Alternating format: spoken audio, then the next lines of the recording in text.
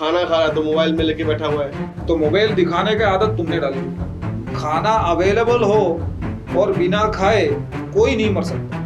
कि हम मोबाइल से इतना एडिक्ट हो गए बच्चे, इसको कंट्रोल करना चाहिए। मुझे ये लाइक और ये डिस्ट्रैक्शन की जरूरत नहीं है। तो इतना करोड़ों का पॉपुलेशन के बीच में तुम्हें एक्सेप्टेंस 50 लाइक के साथ तो नहीं मिले। अपने आप को प्रूव करना बहुत बड़ी बात है। वो बच्चा जब अपना लाइफ में देखेगा तो हर चीज इम्परफेक्ट, स्पिरिचुअल के नाम पे कुछ भी लोग बेच रहे हैं। तो स्पिरिचुअलिटी उस लेवल पे लोगे, तुमको समझ में आना चाहिए कि तुम कर क्या है।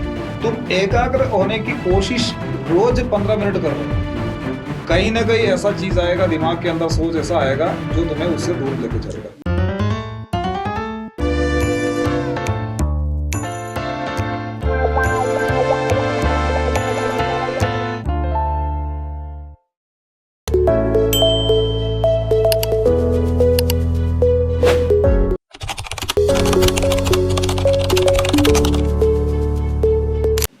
तो अभी अभी जो स्कूल में कुछ पेरेंट्स शिकायत लेके आते हैं कि मेरा बच्चा बहुत मोबाइल देखता है, स्क्रीन टाइम बहुत ज्यादा है, इलेक्ट्रॉनिक चीजों में बहुत पड़ा रहता है, ऐसा कुछ है शिकायत वगैरह? क्योंकि आज मुझे लगता है ये सब जगह कॉमन हो गई है। तुमको क्या लगता है क्या होगा? ऑब्वियसली होगा ही, क्योंकि मैंने सुना है कि कोई बच्चा खाना खा रहा है तो मोबाइल में लेके बैठा हुआ है, खाना खा रहा तो टीवी देखते बैठ रहा है वो। तो मुझे लगता है कि वो इम्पैक्ट नहीं करेगी चाइल्ड डेवलपमेंट को कहीं ना कहीं, ये सब चीजें। बचपन की बात है, बहुत छोटे हैं ना, तब से बात करनी पड़ेगी इसकी। कि पेरेंट्स बोलते हैं कि हमको मोबाइल तो पहले देना पड़ा। मतलब क्यों देना पड़ा? बच्चे ने तो खरीदा नहीं, तुमने ही दिया होगा। सही बात है। बोला खाना नहीं खाता है। तो मैंने बोला कि खाना, मोबाइल देके खाना खाना तो अभी सीखा। हाँ। अब थोड़ा और पीछे जाओ। जब बच्चा जन्म हुआ था, उनका जब चलो ठीक है ब्रेस्ट फीडिंग का जो टाइम पीरियड खत्म हो गया, उसके बाद तो आप खाना खिलाते थे, उसको तो पता ही नहीं है मोबाइल क्या ही होता है। सही बात है। तब भी वो खाना खाता था,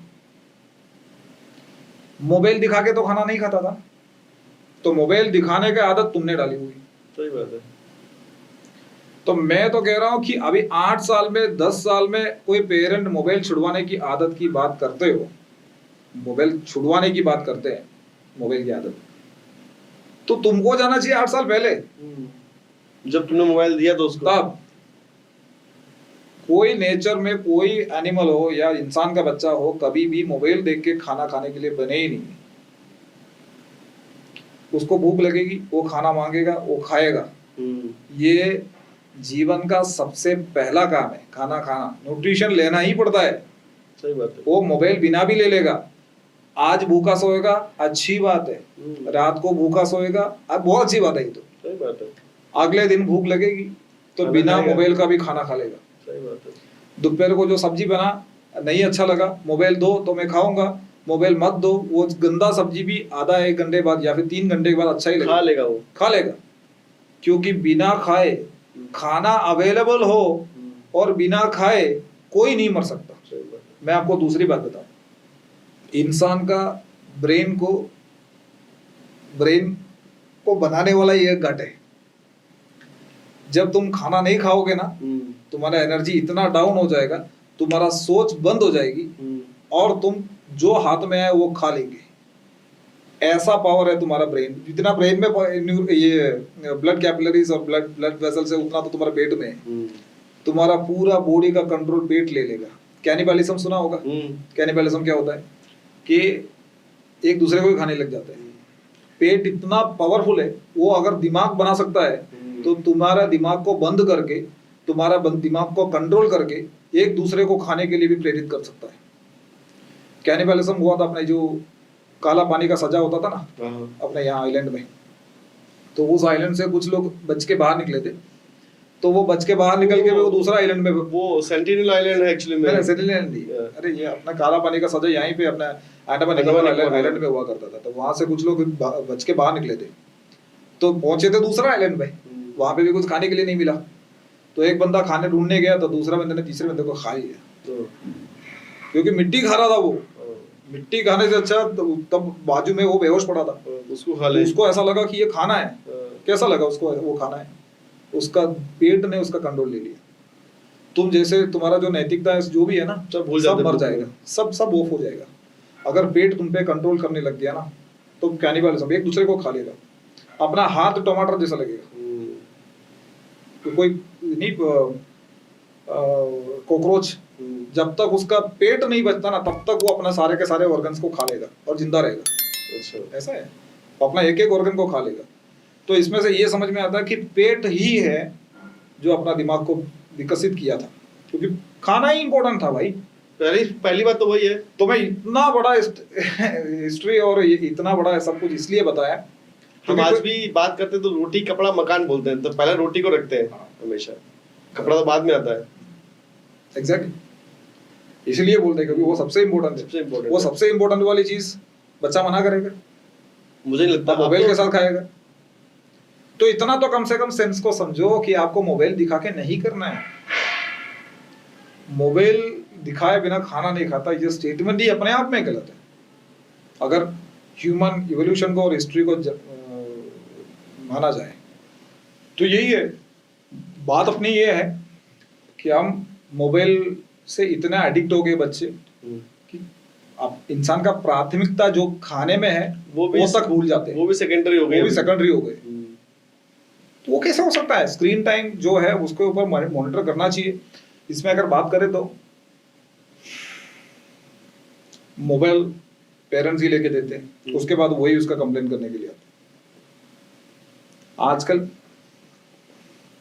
जब भी मोबाइल मिल जाता है ना बच्चों को, तो बच्चे को मोबाइल नहीं मिल रहा है, दुनिया को बच्चा मिल रहा है। ऐसा लगता है कि बच्चे को दुनिया मिल गया, दुनिया को बच्चा मिल जाता है। मैं कभी कभी पेरेंट्स को ऐसा पूछता हूँ कि जैसे कि तुम्हारे अगर लड़की है, बच्ची है तुम्हारी, उसका अलग से रूम है, तो पेरेंट तुम बैठे हो ड्राइंग रूम में, बैठे हो टीवी देख रहे हो, तो तुम्हारे सामने से कोई स्ट्रेंजर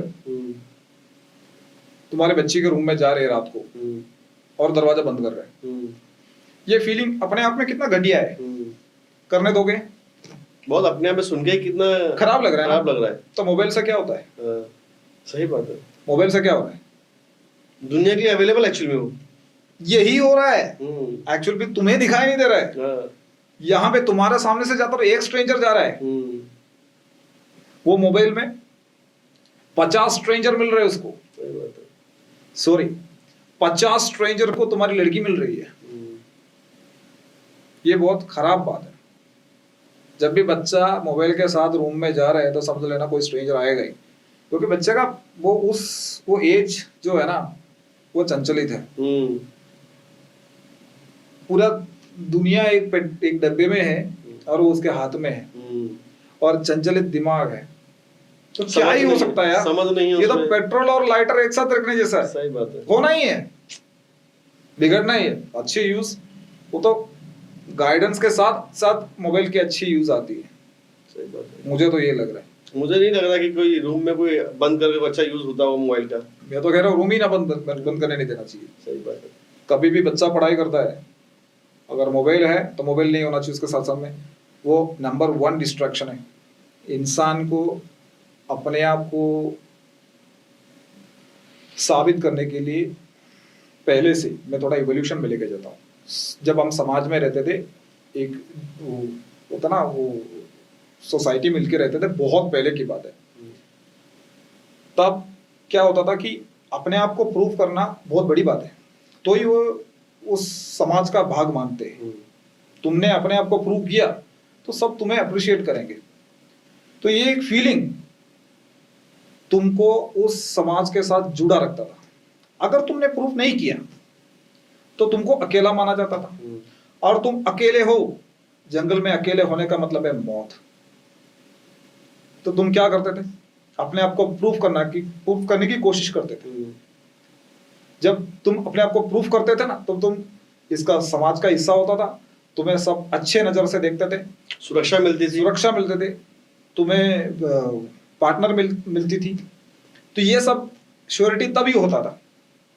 तो आज हम ये जो मेंटालिटी हमारे अंदर है, और ये चीज कहाँ से हम सेटिस्फाई कर रहे हैं? हमने फोटो खींचा, वीडियो खींचा और सोशल मीडिया में डाल दिया, और वहां से लाइक्स जो आ रहा है ना, ये लाइक वाला जो थोड़ा सा पिक्सल जो है, ये तुम्हें वही फीलिंग दे रहा है। पुराना जो इंसान जो जंगल में रहता था, उसको जो सेटिस्फेक्शन चाहिए था अपनी खुद के समाज से, अप्रूवल चाहिए था, उसके साथ जोड़ रहे। वही है क्योंकि तुम वही दिमाग के साथ मॉडर्न वर्ल्ड में जी रहे हो, लेकिन चाहिए तो वही चीज, तो वही कर रहे हो तुम। ये अप्रिसिएशन के चक्कर में तुम इंस्टा में जो डाला हो या फेसबुक में जो डाला हो या स्नैप में डाला हो या फिर व्हाट्सएप में ऐसे स्टेटस डाला हो, बार बार तुमको उसको देखने की कोशिश में इसलिए तुम लगे रहते हो क्योंकि तुम्हें वो अप्रूवल चाहिए। पता है कितने लोगों ने लाइक किया, कितने लोगों ने comments देखा, किया। कम से कम लाइक तो ना ही करे कोई, हमें पता है कि हर कोई लाइक नहीं करने वाला, लेकिन कितने लोगों ने देखा ये भी अपने आप में एक बहुत बड़ी बात है। इतने सारे लोगों ने मेरा ये कारनामा देखा तो इतने सारे लोगों का अप्रिसिएशन तो है ही, लाइक के रूप में तो आता ही है, नहीं लाइक होगा तो भी कम से कम व्यूअर तो इतना है। मैं कोई पोस्ट डालता हूँ मेरे को कम से कम 1000 व्यूअर्स आता है, मतलब 1000 लोगों के बीच में मुझे वो अप्रूवल मिल रहा है। ये अप्रत्यक्ष में, प्रत्यक्ष में नहीं, ये परोक्ष में एक तरह का एडिक्शन है। इससे अगर बचना है तो तुम्हें तुम्हारा इमोशंस का ये जो जानवरी है ना, पहले से ये तो है ही जानवर का ही दिमाग है, इसके ऊपर खड़े रह के सोचना पड़ेगा। अब मैं जब लाइक मांगता हूं तो मुझे पता है, मैं तो स्टेटस वगैरह अपडेट करने वाले में से हूं, मुझे पता है मेरा दिमाग यही चाह रहा है, लेकिन मैं उसके ऊपर से देख रहा हूं। मैंने आपको अब वापस से मेंशन करूंगा, एक ऐसा दिमाग के साथ तुमको बैठना है जो तुम्हारे ये सारे इमोशन को कंट्रोल कर रहा है, देख रहा है। बच्चों में भी उस इमोशन को कंट्रोल करना वही पहले सीखना चाहिए। इसलिए मैं 1 to 8 ईयर्स के अंदर इमोशन कंट्रोल वाला चीजों को पहले लिया था। जब इमोशंस पे कंट्रोल होगा तब उसको पता चलेगा कि ये चीज एक इमोशन है, इसको कंट्रोल करना चाहिए, मुझे ये लाइक और ये डिस्ट्रैक्शन की जरूरत नहीं है। लोगों के अप्रूवल से ही मैं आगे नहीं बढ़ रहा हूँ, मैं खुद का अप्रूवल से आगे बढ़ सकता हूँ। ये एक जिंदगी के अपने खुद के मकसद है। पहले तुम अपने आप को तो एक्सेप्ट करो, बाकी लोगों की तो बात अलग है। वो लोग तुम्हें एक्सेप्ट करे या ना करे, वो ऐसा जंगल वाला दुनिया में तो रह ही नहीं रहे तुम अभी माँ बाप का एकलौता बच्चा होगा या 2 बच्चों में से एक होगा, तुमको तो एक्सेप्ट करना ही पड़ेगा। तुम्हारा एक्सेप्टेंस तो है ही दुनिया में। तुम बाकी अपने आप को बाकी जगह पे साबित करने के लिए टैलेंट का एंड पे जाना पड़ेगा, क्योंकि आज पॉपुलेशन इतना ज्यादा है कि तुम्हें अगर कोई टैलेंट करना भी हो ना, टैलेंट दिखाना भी हो, तो किस लेवल पे टैलेंट बताना पड़ेगा, उस लेवल पे मेहनत होगी, उसके बाद अप्रिसिएशन होगा। वो तो अप्रिसिएशन कैसा होगा, तुम्हें लोग आके या फिर तुम्हें खोज के अप्रिसिएशन करेंगे। तुम्हारा एक पोस्ट पे इतने सारे लोग की लाइक करना वगैरह नहीं होगा। मेरे हिसाब से लोग तुम्हें प्रेरित करें, तुम्हारा एक पोस्ट डाले, ठीक है, तब जाके तुम्हारा रियल में अप्रिसिएशन मिलेगा। विराट कोहली देख लो, हर पोस्ट में इंस्टाग्राम उन्हें पे कर रहा है, तो उस लेवल तक पहुंचना होता है, तब जाके ये जो आजकल इतना करोड़ों का पॉपुलेशन के बीच में तुम्हें एक्सेप्टेंस 50 लाइक के साथ तो नहीं मिलेगा। तो बेटर है कि तुम 5000 या 50,000 लाइक्स मिलेगा ना, तो समझ लेना कि तुम उस लेवल पे पहुंच गए। तो उस लेवल तक पहुंचने के बाद ये करो, पढ़ाई के बीच में ये 1 नंबर का डिस्ट्रैक्शन है। तो बेटर है ये मोबाइल में जितने डिवाइसेस हम यूज कर रहे हैं, ये डिस्ट्रैक्शन को हम साइड में रखें या फिर दूर से अपने रूम से तो दूर ही रखो। जब भी पढ़ना बैठता ना तो ये चीज होता ही है। एक नोटिफिकेशन तुम्हारा 1 घंटा या 1.5 घंटा खा जाता है, क्योंकि उसमें जैसे नोटिफिकेशन आया दिमाग तुरंत वहां चला जाता है, वो नोटिफिकेशन में चला जाता है। उसके बाद तब देखने को मिलेगा कि इंस्टा में दूसरा नोटिफिकेशन है। इंस्टा तो तुम्हारा ब्रेन के साथ यानी तुमको स्टडी करके उन्होंने ऐसा बना रखा है, वो एल्गोरिथम ही ऐसा है, एल्गोरिथम ऐसा बना रखा है कि जैसे ही तुमने उसको देखा तो वो एक नोटिफिकेशन को देखा, उसके रिलेटेड को रील होगा, वो रील देखने लग जाएगा, एक रील लगने लगा बस तो सिलसिला जारी। तो आपको छोड़ने का मन नहीं करेगा आपको। अरे हम नहीं बच पा रहे। जैसे मैं एक रील देख रहा हूँ, दूसरा रील, क्योंकि ये इंस्टा का एल्गोरिथम इस तरह डिफाइन कर रखा है कि इनको क्या पसंद है वो उन्हें पता है, उस हिसाब से वो शो होते जाएगा। अब मुझे शायद बुक्स के पसंद है तो कोई बुक्स का स्टैंड दिखाएगा, या फिर बुक्स का मेला का कहीं लग रहा हो तो वो दिखाएगा। ये अपने आप में बहुत सारे टाइम वेस्टिंग है, ये तो हो ही रहा है। उसके साथ साथ में बुक स्टैंड दिखाया था, मुझे बहुत अच्छा लगा, जो स्टैंड दिखे ही नहीं, उसका जो साइड का वो दिखे ही नहीं, ऐसा बुक स्टैंड मिलता है। तो मैं वो फिर अमेज़न में जाके सर्च करने लग जाता हूँ, और टाइम कंटिन्यूस चेंज बन जाती है। अलग से सोचो ये कितना टाइम वेस्टिंग है हमारे लिए, तो बच्चों के लिए तो क्या ही होगा। नाजुक से हाथ और नाजुक का चेहरा, नाजुक सा मन, कौन क्या छाप छोड़ रहा है पता नहीं बच्चों के दिमाग पे, नाजुक सा ब्रेन। और दूसरा ये कि ये तो एक साइड है, आप क्यूरियोसिटी बढ़ता है। जैसे ये कंटेंट जो आ रहा है ना, वो मैंने इसका एग्जांपल आपको बताया नहीं बताया मुझे नहीं पता, एक एप्पल काट के रखा वो मैंने बताया था एग्जांपल। ये जितने भी इन्फ्लुएंसर्स है उनका सही साइड वो हमें दिखा रहे हैं, उसका पीछे का साइड हमें दिखाई नहीं दे रहा है। तो हमारे लाइफ को उनके लाइफ के साथ हम कंपेयर करने लग जाते हैं, ये बहुत बुरी बात है। करते हैं लोग एक्चुअली। अरे यार पापा ने मेहनत करके कोई गाड़ी ले कोई साइकिल लेके आता हो या कोई कुछ ऐसा वो उनको पसंद ही नहीं आता। मैं ये बता रहा हूँ, मेरे पास लाइव एग्जांपल्स हैं, अभी भी बच्चे सरप्राइज ही नहीं होते। वो सरप्राइज वाला मेंटालिटी चलेगा, कोई भी चीज दो सरप्राइज नहीं होते, साइकिल लाके दो या कुछ, एक्साइटमेंट खत्म हो गया है। क्यों? ये रील सब देख देख के उन्होंने सब देख लिया पहले से उन्होंने। नहीं, मैं ऐसा बता रहा हूँ, चलो ठीक है, एक बच्चे ने रील चलाने की आदत है उसको, उसने बहुत कुछ देख लिया, अपने दिमाग के अंदर भी ऐसा बनावट है जो एक्साइटमेंट देते हैं, ये डोपामाइन इफेक्ट ही है। अगला रील में कुछ होगा, अगला रील में कुछ होगा, इस तरह से एक्साइटमेंट एक्साइटमेंट एक्साइटमेंट कितनी बार होगा। तो इंगेज रखती है आपको हमेशा। 150 रील देखोगे ना तो 150 बार डोपामाइन इफेक्ट का प्रभाव हमारे ऊपर पड़ेगा। उसके बाद कुछ भी तुमको दिखाएगा ना वो इफेक्ट नहीं आएगा, वो भले तुमको एक्साइट अंदर से कर रहा होगा लेकिन होना तो चाहिए, लेकिन वो बाहर नहीं दिखेगा, क्योंकि एक्साइटमेंट होने का वो जो क्षमता है ना वो रील्स ने खत्म कर दी। न्यू कलर्स कैसे एक्सट्रीम कलर्स है। मैं कार्टून देखता हूं तो उसमें शेप भी एकदम एक्सट्रीम, कलर भी एकदम एक्सट्रीम। अरे इतना extreme shapes, perfect shapes, rounds, triangles, squares और परफेक्ट कलर्स, परफेक्ट ट्रीज। अरे यार ये कैसा हो सकता है? वो बच्चा जब अपना लाइफ में देखेगा तो हर चीज इम्परफेक्ट।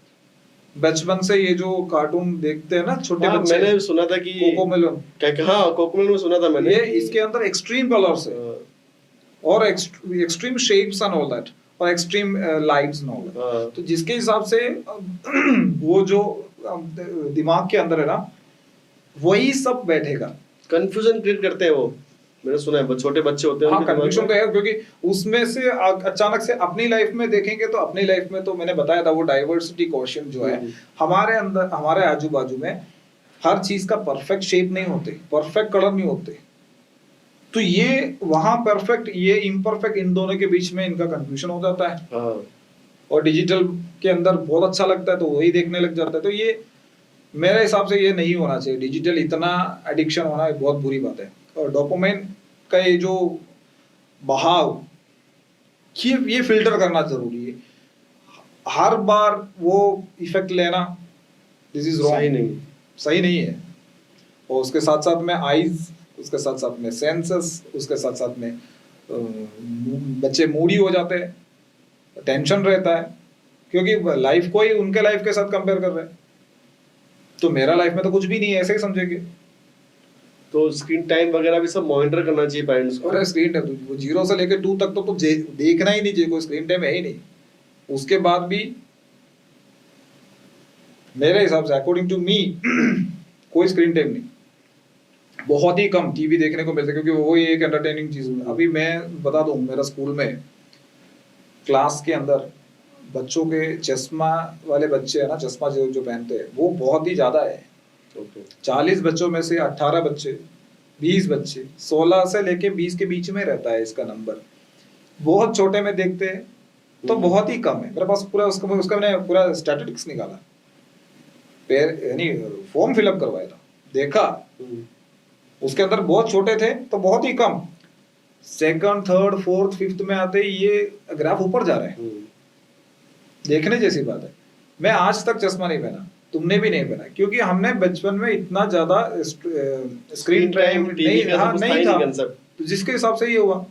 अब मैं आपको इसका एक साइंस बताऊं, हमको दूर के सब्सटेंस को देखने के लिए आइस को पतला, यानी उसका जो लेंस है उसको पतला मोटा सब करना पड़ता है। नजदीक के सब्सटेंस चीजों को देखने के लिए भी ऐसे ही करना पड़ता है। तो हम जब मुंडी घुमा के देखते हैं ना, जब चेहरा घुमा के देखते हैं तो हमें पता है कि कितना डेप्थ में क्या क्या है। उस हिसाब से माइन्यूट एडजस्टमेंट्स है कि मुझे पता है कि यहाँ के बाद मुझे यहाँ देख रहे हैं, थोड़ा सा डीप है, थोड़ा इस तरह से मुझे तो देखना आईज का पीपल उससे एडजस्ट करता है। एडजस्ट करता है। लेकिन टीवी में कैसा होता है, हाँ टीवी में Fix रहता है। हीरो का चेहरा दिखता है नजदीक में, फिर दूर से एक कार आता हुआ दिखा देता है एक ही स्क्रीन में। ओके तो एक ही स्क्रीन में हीरो का चेहरा, और दूसरे वही स्क्रीन में दूर से कार आ रहा है। तो ये बार बार 2.5-3 घंटे का मूवी में ये कितनी बार एडजस्ट करेगा। तो क्या ही होने वाला है, ये फिक्स हो जाएगा, इसका जो फ्लेक्सिबिलिटी है कम हो जाएगा। Okay. इसलिए टीवी देखने का मना है। इसलिए लोग पेरेंट्स बोलते हैं कि आंखें खराब हो जाएंगी। आंखें खराब इसलिए तो हो रहा है। ओके फिर वो जो ये बायोलॉजिकल एडजस्टिंग लेंस है वो, ठीक है, ताकि वो रेटिना पे पड़ने वाले लाइट को वो लेंस का मोटापन और पतलापन के हिसाब से वो एडजस्ट कर रहे हैं। और एक ही स्क्रीन में कितनी बार वो एडजस्ट कर रहे हैं, उसके बाद वो इसका इलास्टिसिटी चला जाता है। एक बार इलास्टिसिटी चला गया फिर तुम्हारा विजन खराब, तुम्हें चश्मा पहनना पड़ता है। That is wrong impact with the devices. उसके साथ साथ में वाईफाई से भी बहुत ज्यादा फर्क पड़ने लग गया है। अच्छा वाईफाई बंद करके ही सोना चाहिए, मोबाइल दूर रख के ही सोना चाहिए। क्यों? इन सब के अंदर से आने वाला रेडिएशन हमें असर करता है। तो बच्चों का दिमाग तो अभी मैंने कहा था वो न्यूरॉन्स का छोटा है, उसका अभी उसका असर ले रहा है अपने सराउंडिंग में से, तो वो वाईफाई अब्सॉर्ब कर रहा है। तो माइन्यूट लेवल पे ये सब चीजें असर करने वाला है। तो बेसिक कंसेप्ट ये है कि इलेक्ट्रॉनिक चीजों से दूरी रखो। और कि जो भी मीडिया सोशल मीडिया से बच्चों की ओर आ रहा है उन सबका उद्देश्य एक जैसा होना जरूरी नहीं है।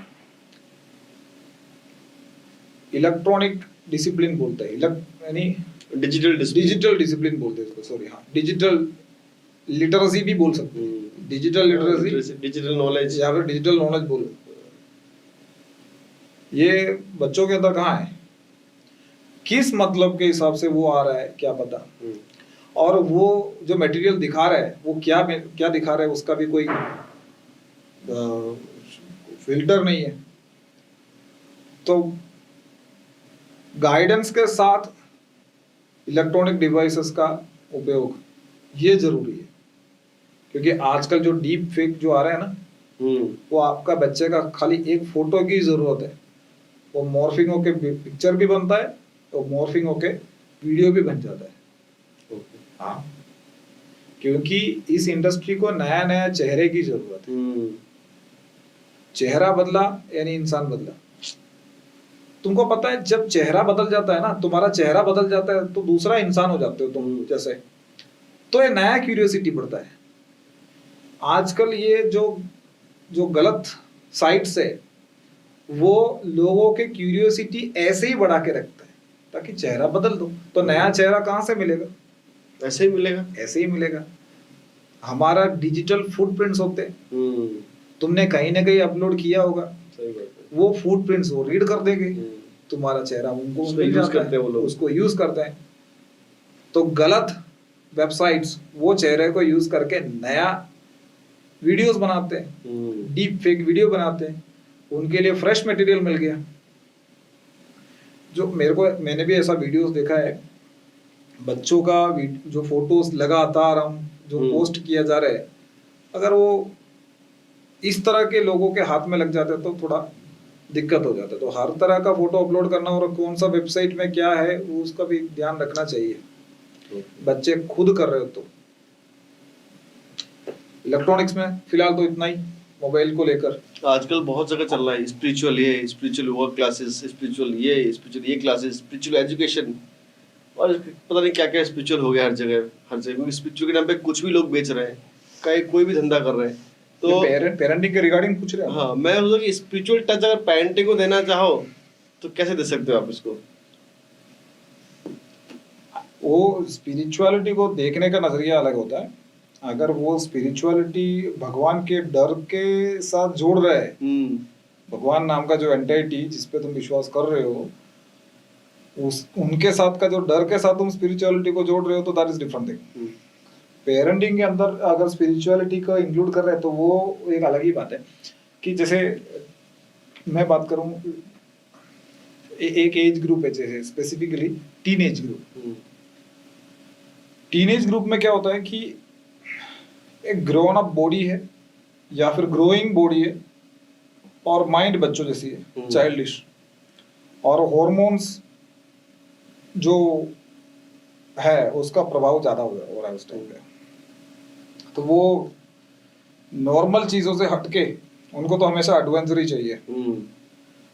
तो उस हिसाब से एक चंचलित दिमाग को लेके तुम घूम रहे हो टीनेजर्स जैसे, तो वो दिमाग के घोड़ों को तुम्हें कंट्रोल करना है, तो तुमको उसके ऊपर भी, ये सारे इमोशंस के भी ऊपर कोई है ऐसा एक धारणा अगर तुम रखोगे ना, तो उसको स्पिरिचुअलिटी बोल सकते हैं। जैसे मैं बताता हूँ, इंसान तभी बनता है जब अपने इमोशंस को कंट्रोल करेंगे। मैं ये काफी टाइम से ये बोल रहा हूँ, when you control your emotions, तो तुम इंसान होने के नाते काफी हाई लेवल पहुंचते हो। तो कोई चीज को कंट्रोल कब किया जाता है? जब उसके ऊपर कोई हो, ठीक है? तो तुम्हारे ऊपर इस इमोशंस के भी ऊपर एक सोच हो, वो सोच ही इमोशंस को कंट्रोल करेगी। टीनेजर्स में स्पेशली जब पढ़ाई करने वाले बच्चे, जिसको पढ़ना है, तो उसको इमोशंस को कंट्रोल करना बहुत इम्पोर्टेंट है। मुश्किल भी है और इम्पोर्टेंट भी है। नहीं किया तो लाइफ थोड़ा सा खराब टर्न ले लेगी, इधर उधर खिसक हो जाएगा। जब तक आपके ऊपर वो इमोशनल मैच्योरिटी एजिंग के साथ आते हैं ना, तब तक वेट करने के लिए आजकल का दुनिया बना नहीं है। आज ऐसा है कि टीनेज के साथ साथ तुम्हारा स्किल डेवलपमेंट हो, तब जाके जब तुम पढ़ाई खत्म करते तो कुछ सेटिस्फैक्टरी लेवल पे कुछ पाओगे। अगर टीनेज लाइफ को तुमने कंट्रोल नहीं किया तो तुम गए काम से। स्पिरिचुअलिटी का यहाँ पे बहुत बड़ा असर है। स्पिरिचुअलिटी का मतलब यही था कि तुम भगवान का नाम ले लो या कोई भी एक ऐसा एंटाइटी को तुम्हारे ऊपर मान लो, वो कोई भी हो। मैं तो कह रहा हूँ कि तुम्हारे अंदर एक ब्रह्म है जो सर्वसाक्षी है, सब देख रहा है। तुम्हारा नींद को भी वो जान रहा है, तुम्हारा जागृत अवस्था को भी वो जान रहा है, तुमको खाना खाते हुए भी वो देख रहा है, तुम्हारा खाने को पचाते भी हुई है। इस तरह से एक ऐसा एंटाइटी जो तुम्हारे शरीर में है, तुम्हारे दिमाग में है, उसको ही तुम प्रार्थना करो, उसको कॉन्सेंट्रेट करो और अपने आप को उसमें जोड़ो और उसका कंट्रोल के नीचे तुम लाओ अपने आप को। पूछो कि जो कर रहे हैं वो सही कर रहे हैं कि जो हम सोच रहे हैं सही सोच रहे हैं कि नहीं सोच रहे। एक बार का ये कंफर्मेशन तुम्हें बहुत आगे लेके जाएगी और वो तुम्हें तुम्हारा बॉडी को, तुम्हारा स्वभाव को, सब कुछ जानते हुए एक आंसर देंगे। और वो आंसर को तुम गाइड यानी प्रिंसिपल बना के चलेंगे ना, तो you will achieve something. Spirituality वो है बच्चों के लिए। ये नहीं कि कोई मंदिर में जाओ, वहां बैठे रहो, या फिर तुम बहुत ज्यादा मंत्र पढ़ते रहो, भगवान का ये सब करते। मुझे तो नहीं लग रहा कि ये सब में कुछ अचीवमेंट अभी फिलहाल मिलेगा। स्पिरिचुअलिटी मतलब you have to connect yourself to universe, to that entity. तो तुम्हें ये इमोशंस का बहाव को थोड़ा रोकने का क्षमता मिलेगा। जब ये बहाव थोड़ा रुकेगा ना, तो अच्छी सोच को डालने की जगह मिलेगी। वरना ये मैंने पिछले सवाल का जवाब दिया था, जैसे ये डोपामाइन इफेक्ट और ये इमोशंस का अप डाउन उतार चढ़ाव, इसमें लाइफ बर्बाद हो जाएगा। स्पिरिचुअलिटी इसलिए काम करता है। और जब अगर आप कोई मंत्र पढ़ता है, जैसे कि हम मेरे गांव में ऐसा होता था कि इवनिंग में आधा एक घंटे तक लोग भगवान का नाम पढ़ते थे।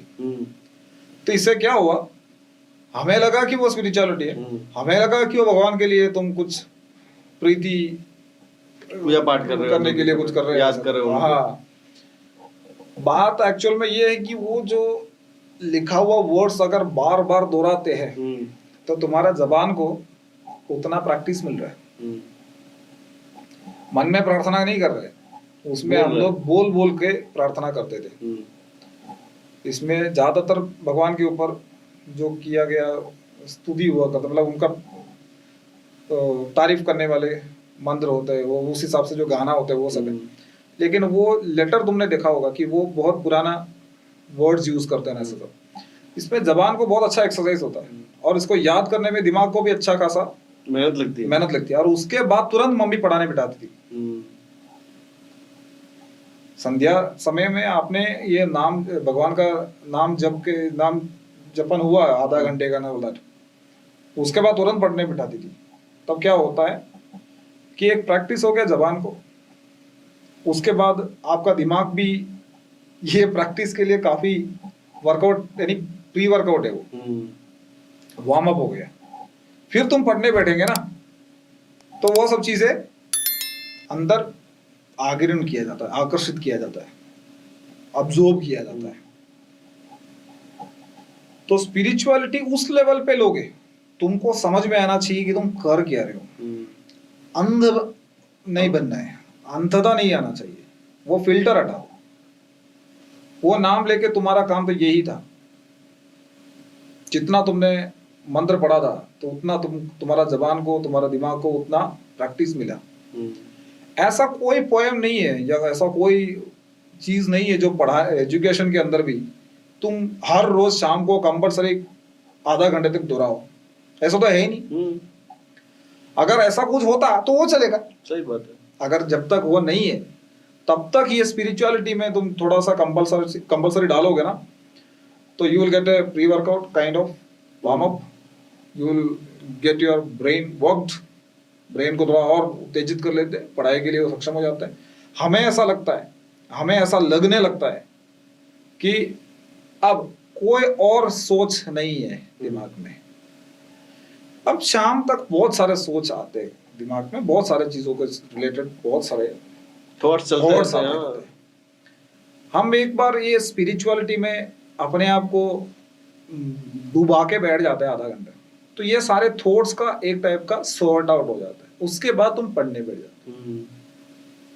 तो मेन मतलब स्पिरिचुअलिटी का यही है कि तुम्हारा मेन स्ट्रीम जो एजुकेशन हुआ या फिर स्पोर्ट्स हुआ या कोई भी चीज, उससे कनेक्ट करना है, बेटर परफॉर्म कर सको, तो ये एक प्री वर्कआउट के हिसाब से यूज कर सको बेटर परफॉर्मेंस के लिए।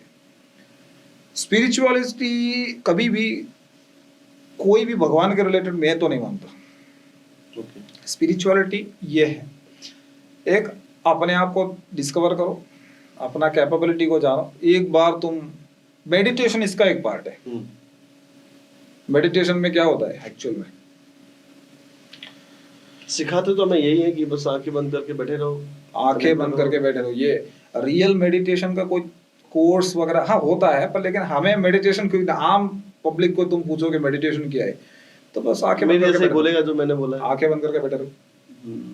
अंदर थॉट्स का क्या, ऐसा बोला जाता है ये एक जंगली घोड़ा है, थॉट्स कभी भी कंट्रोल नहीं कर सकते। ये मैंने कभी काफी सारे पॉडकास्ट में भी सुना था। मैं तुमको बोलता हूँ कि व्हाइट कलर का पीकॉक के बारे में मत सोचो, तो दिमाग में तुरंत आ गया यही होता है। तो ये इमेजिनेशन का जो बहाव है ना, ये कभी भी कंट्रोल नहीं कर सकते। ये बहुत इजी है दिमाग के लिए। तुमने व्हाइट कलर का पीकॉक के बारे में बहुत इजीली सोचा और वो व्हाइट कलर का क्या वही सोच लिया और व्हाइट कलर का पीकॉक इंसान का पाव से चल रहा है वो भी तुम इमेजिन कर पा रहे हो। सोचो तुम्हारा दिमाग कितना अच्छा विकास कर लिया है, और ये क्या केमिकल प्रोसेस है आज तक साइंटिस्ट नहीं पता लगा पाए। सपना क्यों देख रहे हो, इमेजिनेशन कैसे कर पा रहे हो, कुछ पता नहीं। लेकिन हमारा दिमाग इतना डेवलप है, इतना विकसित है। मेडिटेशन में हम ये करने की कोशिश करते हैं कि जितना ये वो अंड संड बोलते ना, फालतू का जो भी सोच आता है उन सबको एक बाजू, बहाव को थोड़ा रोकना, उसको बोलते हैं मेडिटेशन। मेडिटेशन करने के लिए दिया को देखते रहना, दिया जला के उसको देखते रहना, या फिर आंखें बंद करके 100 से बैकवर्ड गिनना, या फिर ऐसा भी होता है कि आपका वर्क प्लेस से घर तक का जो रास्ता है उसको याद करना। तो ये सब में क्या होता है कि हम एकाग्र करने की कोशिश कर रहे हैं, कंसंट्रेशन करने की कोशिश कर रहे हैं। एक दिन ये कोशिश जो है ना वो किस में बदल जाएगी, प्रैक्टिस में बदल, यानी हो गया है, नेचुरल हो जाएगा। तुम एकाग्र होने की कोशिश रोज 15 मिनट कर रहे हैं तो क्या होगा, ये दिमाग को एक कमांड देगा कि अब आपको, यानी कोई काम करते वक्त या पढ़ाई करते वक्त एक कमांड देगा कि कोशिश करो एकाग्र होने की इसके अंदर। ये लिटरली बच्चों के लिए बहुत ही प्रॉफिटेबल चीज है।